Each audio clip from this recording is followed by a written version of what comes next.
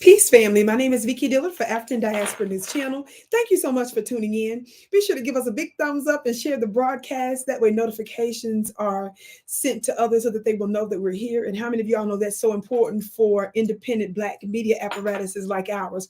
We are the counter voice to the oppressive media apparatus of our open adversary. Thank you so much for doing that, family. For those of you that may or may not know, we just had here in New York in the United States of America from September 24th through the 30th,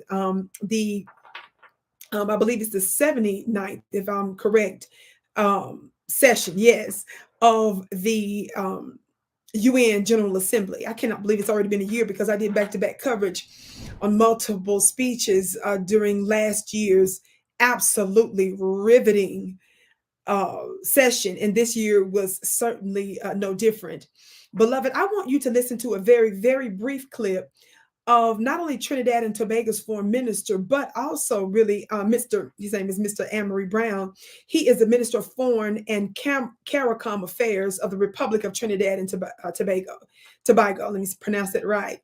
Some of you all are familiar with that region, and you may not be. I want you to listen to a brief clip of about a 31-minute almost speech that he did. Listen to this very, very brief clip. We remain distressed by the ongoing war on Gaza and by the chilling flashpoints of expansion that are being deployed on a daily basis.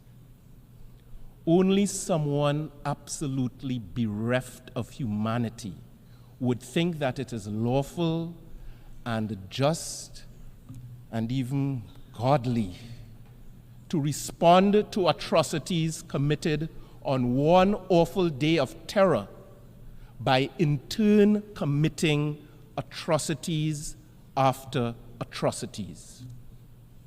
How else are we to describe the killing of over 200 UN staff members, the highest death toll in United Nations history, and the deaths of tens of thousands of civilians, including women and children? Wow. Not only did the minister call out some of the other wars that are happening around the world, he specifically hones in on Mr. Benjamin Netanyahu's government. That's who he's referring to there, the war going on in the Middle East. Now, family, without getting into too much detail about that for obvious reasons, he makes a very interesting point when he talks about the depravity and the crazy thinking that one has to have if you think it was godly. Notice he uses that word to have the right to treat another unjustly and to undo and invade another country. I appreciate the spiritual and the religious element that he's bringing into this, because a lot of folks like to shy away from the interconnection between the two. Your religion is politics.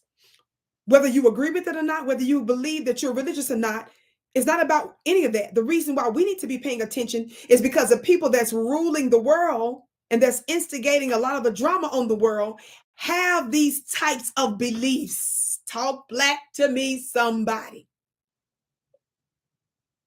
So I think it's very interesting that he rebukes them for using a religious context as if it was godly, the will of God to do what you do. And this is the problem with some of y'all's interpretation of stuff. And that's why I teach spiritual courses in my school at VickiPlanet.com. In fact, I have an absolutely amazing offline webinar that I'm doing with my extraordinary brother, Rizza Islam. My brother is known around the world.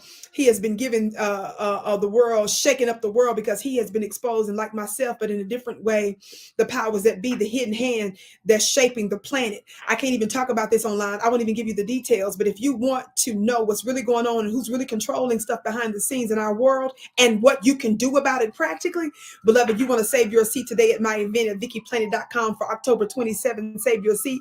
October 27th. Go to VickiPlanet.com. That's VICKI Planet.com, VickiPlanet.com. I can't wait to